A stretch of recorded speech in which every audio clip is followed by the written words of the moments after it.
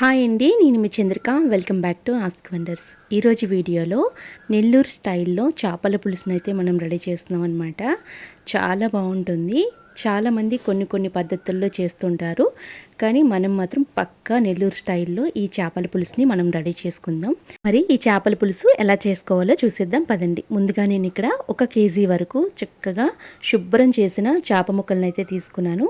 మీరు ఏ చేప ముక్కలైనా తీసుకోండి, టేస్ట్ మాత్రం అదిరిపోతుందన్నమాట ఈ స్టైల్లో చేస్తే. దాంట్లో కొంచెం పసుపు, అలాగే ఒక 1/2 టీ స్పూన్ కారం, అలాగే 1/2 టీ స్పూన్ ఉప్పు వేసి చేప ముక్కలన్నిటికీ కూడా చక్కగా పట్టించాలన్నమాట. చూసారా, ముక్కకి ఉప్పు కారం అన్నీ కూడా సరిపోయేలాగా బాగా పట్టించి పక్కన పెట్టండి. ఇప్పుడు చేపల పులుసు కోసం మనం మసాలా అయితే రెడీ చేసుకుందాం. ఒక ప్యాన్లో 1/2 టీ స్పూన్ వరకు ధనియాలు, 1/2 టీ స్పూన్ ఆవాలు, అలాగే 1/2 టీ స్పూన్ వరకు మెంతులు, అలాగే 1/2 టీ స్పూన్ జీలకర్రని వేసి దోరగా వేయించండి.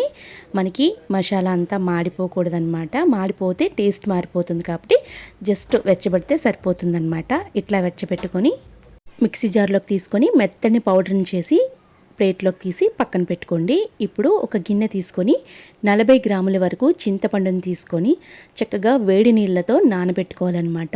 ఒక 5 నిమిషాల పాటు నానబెట్టుకుంటే సరిపోతుందన్నమాట. ఇప్పుడు ఒక ప్యాన్ తీసుకోండి. ఇలాంటి వెడల్పు ప్యాన్ తీసుకుంటే మనకి చేపల పులుసు కంటే బాగుంటుందన్నమాట. 3 టేబుల్ స్పూన్ల వరకు ఆయిల్ వేయండి. ఆయిల్ బాగా హీట్ ఎక్కిన తర్వాత 1/2 టీ స్పూన్ వరకు ఆవాలు, ఒక 2 ఉల్లిపాయలని చాపర్లో వేసుకుంటే సన్నగా ఇలా వస్తాయన్నమాట. చక్కగా 1 కప్పు వరకు వేసుకొని ఈ ఉల్లిపాయల్ని బాగా దోరగా వేయించాలండి. ఇలా వేయించిన తర్వాత దీనిలోకి 2 పచ్చిమిరపకాయలని చీలికల్లా కట్ చేసి వేసుకోండి. కరివేపాకుని కొంచెం ఒక రెబ్బపాటు వేసుకోండి. కొంతమంది అయితే పచ్చిమిర్చి వేయరనమాట, బట్ నేను ఇక్కడ పచ్చిమిర్చి వేస్తున్నాను. టేస్ట్ అయితే అదిరిపోతుందనమాట. ఇప్పుడు 2 టమాటాలని ఇలా చాపర్లో వేసుకుని సన్నటి తురుములా వేసుకోవాలన్నమాట. ఒకవేళ మీరు బ్లెండర్లో వేసుకున్నా పర్వాలేదు. ఉల్లిపాయలు టమాటాలు ఆయిల్ బయటకు వచ్చేంత వరకు మనం దీన్ని కుక్ చేసుకోవాలన్నమాట. చూసారా, ఇప్పుడు టమాటాల నుంచి ఆయిల్ అయితే సపరేట్ అవుతుంది కదా. ఈ టైంలో మనకి కారానికి తగ్గట్టు 2 టేబుల్ స్పూన్ల వరకు కారం, 1/2 టీ స్పూన్ పసుపు వేసి బాగా వేయించాలన్నమాట. మీకు కారం, ఉప్పు, పులుపు చేపల పులుసుకి కరెక్ట్గా పడితే చేపల పులుసు అనేది అదిరిపోద్ది అనమాట. ఇలా ఆయిల్ సపరేట్ అయ్యేంత వరకు మనం వేయించుకున్న తర్వాత ముందుగా మనం నానబెట్టుకున్న చింతపండు పలుపుని ఇలా పీల్ ఆఫ్ చేసి చక్కగా వేసుకోవాలన్నమాట. చూసారా, పీల్ మొత్తం తీసేసి మనం ఎంత అయితే పులుసు పెట్టుకుంటామో అంత వాటర్ని ఇక్కడ అడ్జస్ట్ చేసుకోవాలన్నమాట. నాకైతే థిక్ గ్రేవీతో కావాలి కాబట్టి కొంచెమే వేసుకున్నాను. మీకు పులుసు ఎక్కువ కావాలి అనుకుంటే వాటర్ని ఇక్కడ అడ్జస్ట్ చేసుకొని ఉప్పు కూడా అడ్జస్ట్ చేసుకొని వేసుకోవాలి. ఒకసారి బాగా కలిపి మూత పెట్టండి. మూత పెట్టి 5 నిమిషాల పాటు మనం ఈ పులుసుని ఒక్క ఉడుకు రానివ్వాలన్నమాట.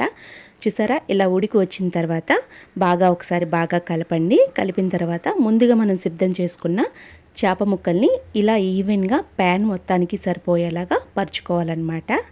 ఇలా చేప ముక్కలు అనేవి ఈవెన్గా ప్యాన్కి మొత్తం పరిచిన తర్వాత చేప ముక్కలు అనేవి బాగా ఈ పులుసులో బాగా మగ్గుతాయి అన్నమాట.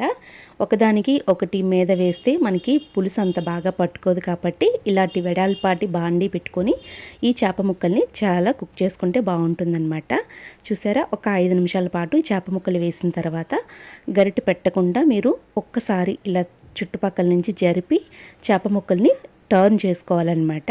ఈ టైంలోనే మనం గరిటె పెడతాం అనమాట. తర్వాత మళ్ళీ మనం గరిటె పెట్టం కాబట్టి ఒక్కసారి ఇలా చూసుకొని ఇందులోకి 1 కప్పు వరకు మామిడికాయ ముక్కల్ని చిన్న క్యూబ్స్ కింద కట్ చేసుకొని చుట్టుపక్కలంతా కూడా ప్యాన్ మొత్తానికి ఈ మామిడికాయ ముక్కలు అనేవి వేసుకోవాలన్నమాట. ఎక్కువగా గరిటె పెట్టుకుంటే మనం బాగా కలుపుకోవాలండి. చూసారు కదా, చుట్టుపక్కల నుంచి అలా మామిడికాయ ముక్కలు అడుగు లోపలికి వెళ్ళేంత వరకు గరిటెతో పాటు అలా సర్దుకోవాలన్నమాట. పులుసు ఉడకడానికి కొంచెం టైం పడుతుందండి. ఒక 10 నిమిషాల పాటైనా లో ఫ్లేమ్లోని మనం ఈ పులుసుని అయితే ఉడికించుకోవాలన్నమాట.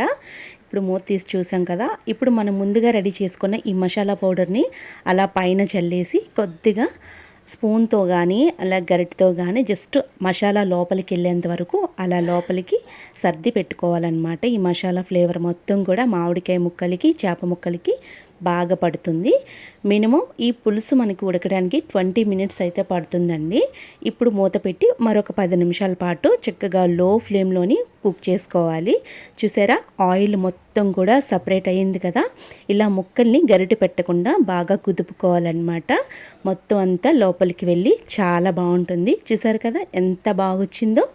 ఈ చేపల పులుసు మార్నింగ్ మనం చేసుకుంటే ఈవినింగ్కి ఇంకా బాగా మసాలాలన్నీ బాగా పట్టుకొని టేస్ట్ అయితే అదిరిపోతుందనమాట. నేనైతే కొత్తిమీర వేయట్లేదు. నెల్లూరు చేపల పులుసులో కొత్తిమీర అనేది వేయరనమాట. మీరు కనుక వేసుకోవాలనుకుంటే వేసుకోవచ్చు. అంతేనండి, చాలా సింపుల్గా చేసేసాను కదా. ఈ వీడియో కనుక నచ్చితే మీకు లైక్ చేయండి, షేర్ చేయండి. మీ అమూల్యమైన ఫీడ్బ్యాక్ని కామెంట్ సెక్షన్లో కామెంట్ చేయండి. మరిన్ని వీడియోస్ కోసం మా ఛానల్ని సబ్స్క్రైబ్ చేయండి. Thank you for